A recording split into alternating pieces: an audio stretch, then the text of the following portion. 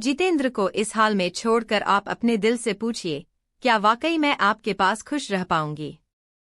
यह माता पिता की अवहेलना से आहत हैं। पत्नी के भी साथ छोड़ देने से इनका क्या हाल होगा जरा सोचिए। मम्मी, आप पुत्री मोह में आसक्त होकर ऐसा सोच रही हैं, लेकिन मैं ऐसा करना तो दूर ऐसा सोच भी नहीं सकती। हाँ, आप कुछ दिन यहाँ रुक जाइए। यश और गौरव को नाना नानी का साथ अच्छा लगेगा। इन दिनों मैं उन पर ध्यान भी कम ही दे पाती हूँ। रत्ना धीरे धीरे अपनी बात स्पष्ट कर रही थी। वह कुछ और कहती इससे पहले रत्ना के पापा, जो चुपचाप हमारी बात सुन रहे थे, उठकर रत्ना को गले लगाकर बोले, बेटी, मुझे तुमसे यही उम्मीद थी। इसी तरह हौसला बनाए रहो, बेटी। रत्ना के निर्णय ने मेरे अंतर्मन को झकझोर दिया था। ऐसा लगा कि मेरी शिक्षा अधूरी थी। मैंने रत्ना को जीवन संघर्ष मानने का मंत्र तो दिया, मगर सहजता से जिम्मेदारियों का वहन करते हुए कर्तव्य पथ पर अग्रसर होने का पाठ मुझे रत्ना ने पढ़ाया। मैं उसके सिर पर हाथ फेरकर भरे गले से सिर्फ इतना ही कह पाई थी, बेटी, मैं तुम्हारे प्यार में हार गई, लेकिन तुम अपने कर्तव्यों की निष्ठा में जरूर जीतोगी। कुछ दिन रत्ना और बच्चों के साथ गुजारकर मैं धीरज के साथ वापस आ गई थी।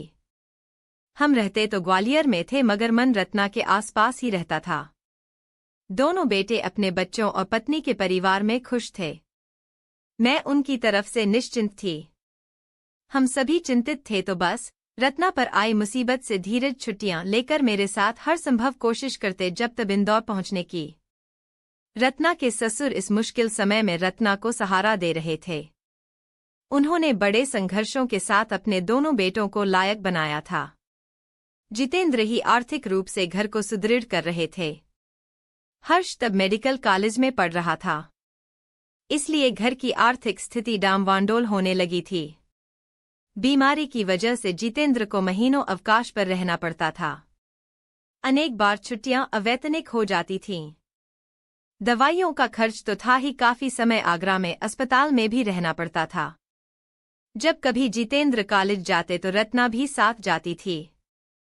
रत्ना के कॉलेज में उनके सहयोगियों से सहानुभूति और सहयोग की प्रार्थना की थी कि वे लोग जितेंद्र की मानसिक स्थिति को देखते हुए उनके साथ बहस या तर्क न करें। जितेंद्र को संतुलित रखने के लिए रत्ना साय की तरह उनके साथ रहती।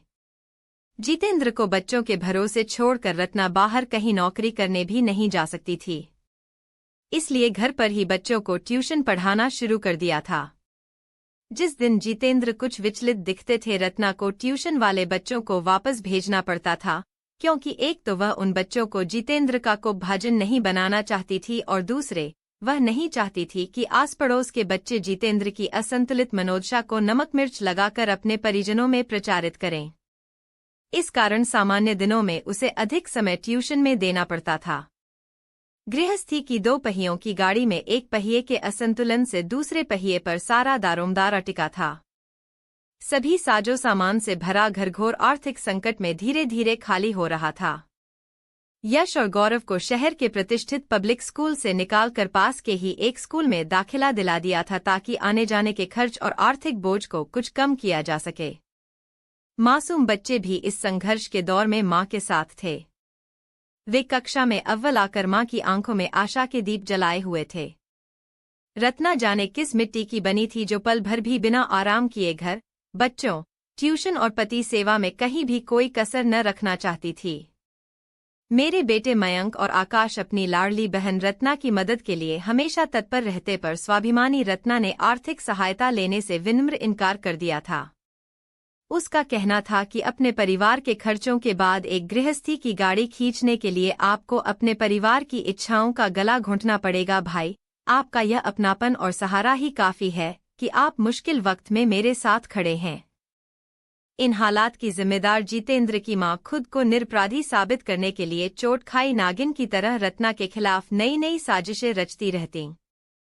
छोटे बेटे हर्ष और पति की असहमति के बावजूद जितेंद्र को दूरदराज के ओझास्यानों के पास ले जाकर तंत्र साधना और झाड़ फूंक कराते, जिससे जितेंद्र की तबीयत और बिगड़ जाती थी।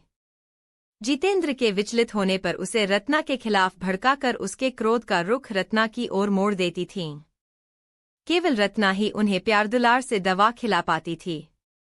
लेकिन तब नफरत की आंधी बने जितेंद्र को दवा देना भी मुश्किल हो जाता था। जितेंद्र को स्वयं पर भरोसा मजबूत कर अपने भरोसे में लेना, उन्हें उत्साहित करते हुए जिंदादिली कायम करना उनकी काउंसलिंग का मूल मंत्र था। सहन शक्ति की प्रतिमा बनी मेरी रत्ना सारे कलंक, प्रताड़ना को सहती चुपचाप अपनी जिम्मेदारियों को पूरा करती रही। यश और गौरव को हमारे साथ रखने का प्रस्ताव वह बहुत शालीनता से ठुकरा चुकी थी। मम्मी, इन्हें हालात से लड़ना सीखने दो, बचना नहीं। वाकई बच्चे माँ की मेहनत को सफल करने में जी जान से जुटे थे। गौरव इंजीनियरिंग की पढ़ाई पूरी कर पुणे में नौकरी कर रहा है। यश इंदौर में ही MBA कर रहा है। हर्ष के डॉक्टर बनते ही घर के हालात कुछ पटरी पर आ गए थे। रत्ना की सेवा, काउंसलिंग और व्यायाम से जितेंद्र लगभग सामान्य रहने लगे थे। हाँ, दवा का सेवन लगातार चलते रहना है। अपने बेटों की प्रतियोगी परीक्षाओं में लगातार मिल रही सफलता से वे गौरवान्वित थे। रत्ना की सास अपने इरादों में कामयाब न हो पाने से निराश होकर चुप बैठ गई थीं। भाभी को अकारण बदनाम करने की कोशिशों के कारण हर्ष की नज़रों में भी अपनी मां के प्रति सम्मान कम हुआ था। हमेशा झूठे दम को ओढ़े रहने वाली हर्ष की मां अब हारी हुई औरत सी जान पड़ती थी। ट्रेन खुली हवा में दौड़ने के बाद धीमे धीमे शहर में प्रवेश कर रही थी। मैं अतीत से वर्तमान में लौट आई इत्मीनान से रत्ना की जिंदगी की किताब के सुख भरे पन्नों तक पहुंचते पहुंचते मेरी ट्रेन भी इंदौर पहुंच गई। स्टेशन पर रत्ना और जितेंद्र हमें लेने आए थे। कितना सुखद एहसास था यह जब हम जितेंद्र और रत्ना को स्वस्थ और प्रसन्न देख रहे थे। शादी में सभी रस्मों में भागदौड़ में जितेंद्र पूरी सक्रियता से शामिल थे। उन्हें देखकर लग ही नहीं रहा था कि यह व्यक्ति सीजोफ्रेनिया जैसे जज्बाती रोग की जकड़न में